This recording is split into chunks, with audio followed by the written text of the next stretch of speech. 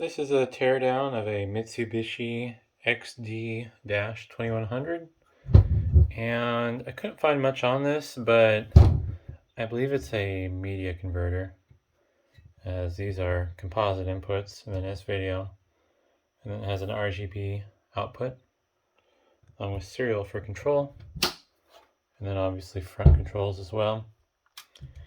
As far as I can tell, these are worthless. I got a pair of them, but there's just nothing on them. And based on what I'm seeing, I genuinely can't imagine there's really any value for this, because I have other more capable devices that are also worthless that'll convert more than one different types of video inputs into other types of video outputs with scaling capabilities as well. I don't know if this will scale or not. And it's kind of an interesting design. I believe these panels are made out of aluminum, which is kind of nice because that means it'll scrap well. Not that that means much, I suppose.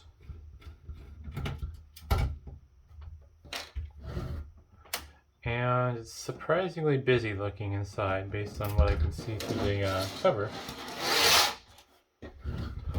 Still in frame, yep. Oh, missed a screw.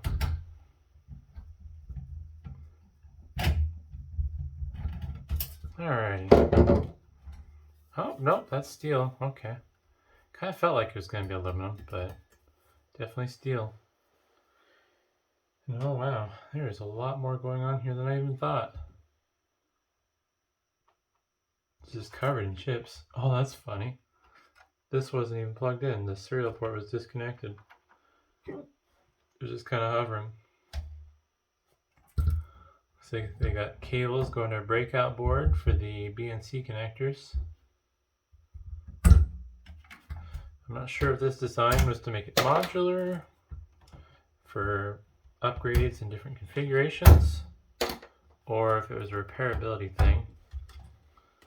I'm guessing since there's a media production tool that it's probably more for repairability, in all honesty.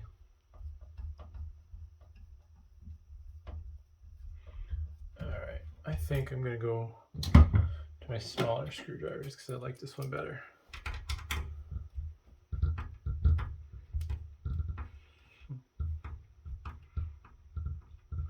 Just kind of curious to see if I can get the faceplate off. The interesting thing about this is they made some like custom rack ears for it to mount it, and based on the layout of the rack ears, I think this might have been wall mounted. Some writing on there. Yeah, those are definitely custom made, not related to this. Oh, but yeah, a lot of circuitry. Kind of interesting looking capacitor there.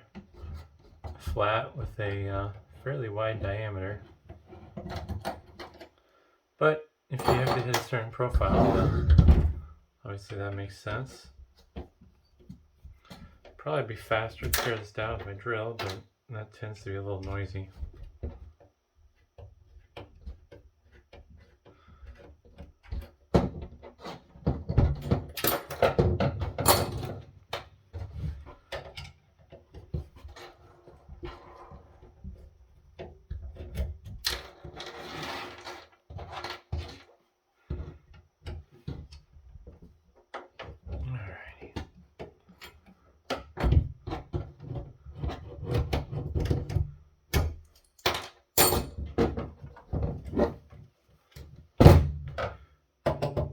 And we'll just take the rest of this apart before we get to the goodies.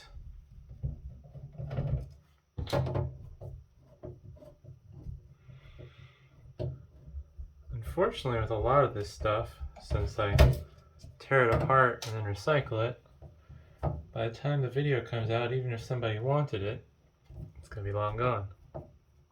Or, well, technically I'll still have the stuff, but like I'm not going to take the time to find the right screws and put it back together and all that. Plus some of my teardowns end up being destructive.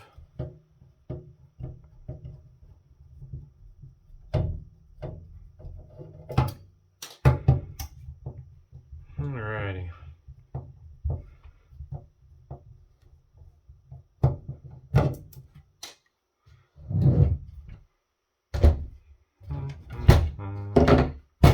See if I can get this faceplate off.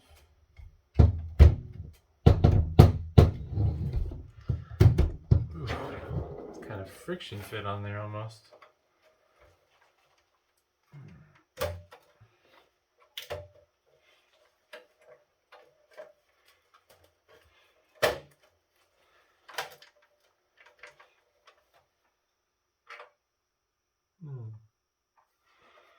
Yeah, that's kind of stuck on.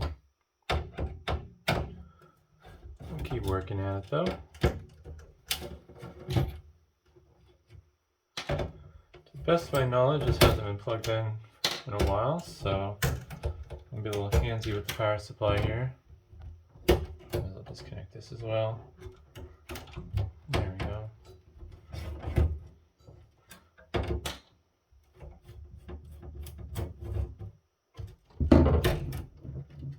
Interesting note about this power supply is not too much going on compared to some of the newer stuff. There's a few surface mount components and stuff, and there's probably an opto isolator. Get closer, I guess. Better image. Not good focus because this is a Galaxy S20, or well, it's a Galaxy Note 20. And there's the bottom of the power supply. And this is the top. Not much to see there.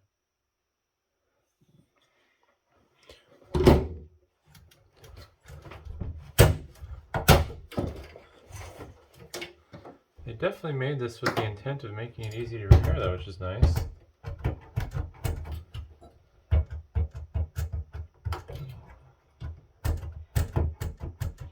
As I struggle to figure out how to remove this without hurting myself.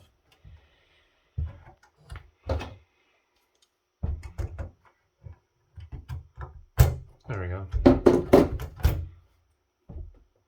Wow, those are some fancy looking gold pins.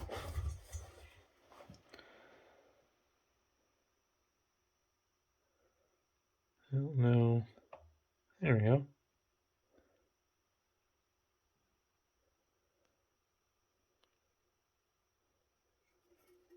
There's the bottom. I'm not big on melting down gold, but there's some nice gold plating there. I just sell these as is for board scrap. Probably get like $1 a pound for that.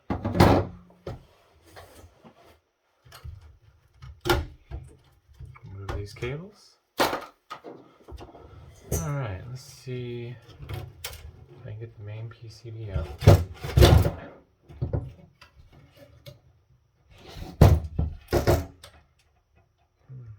Watch those fingers.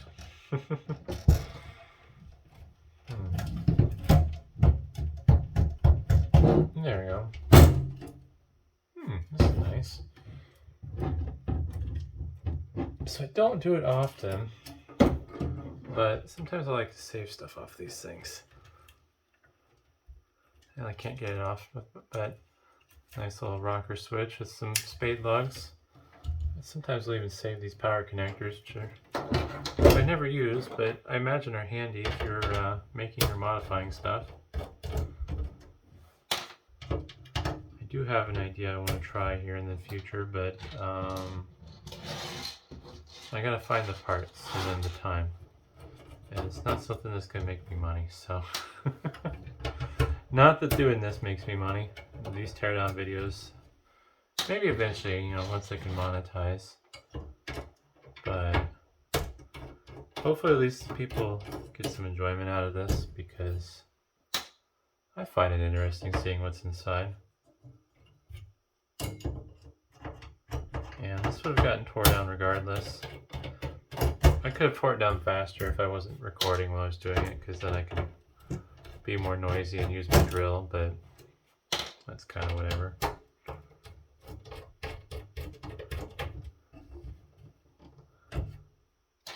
Alright. Well, PCB's loose. This is kind of interesting. These don't have the little screw points on the top like those other ones. Not sure why. I don't know much about these. I think those might be for like RF tuning maybe. That would be on the side where the RGB signal is coming from. Kind of a mix of surface mount and through-hole components.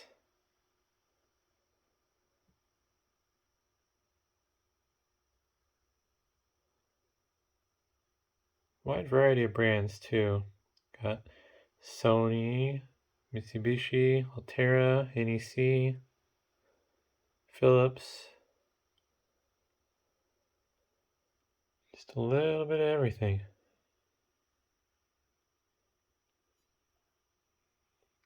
And that's quite the socketed chip there. It's a lot of pins. I got some Texas Instruments stuff in there too.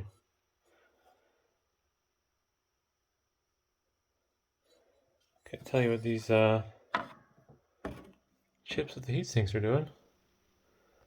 Probably voltage regulators though, would be my guess. Or maybe power transistors.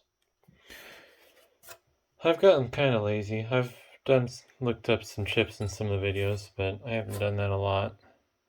It's something I probably should do, but it's time consuming. Unfortunately, I'm getting a reflection off the bottom from my lights. But it's just a lot of surface mount stuff. There's a few ICs.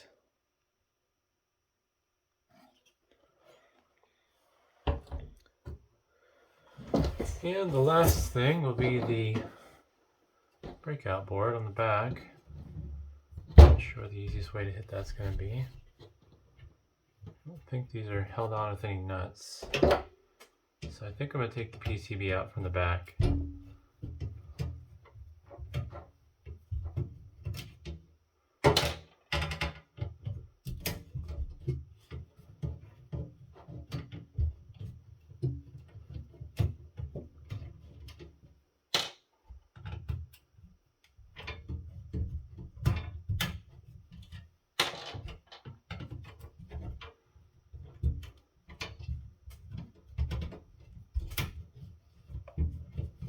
Alrighty.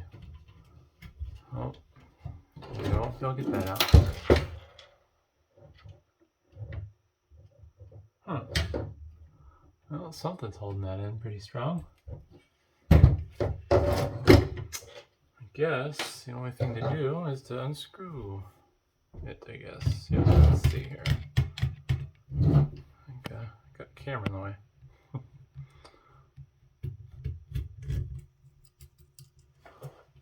It's mostly in frame. I guess we'll zoom back out. There we go.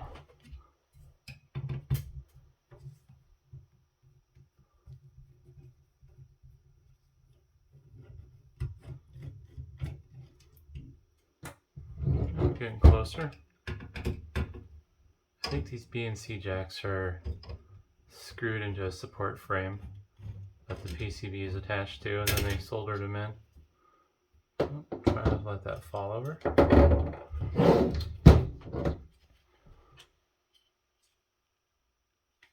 Oh, that's odd. How did they... like they're slotted in, but...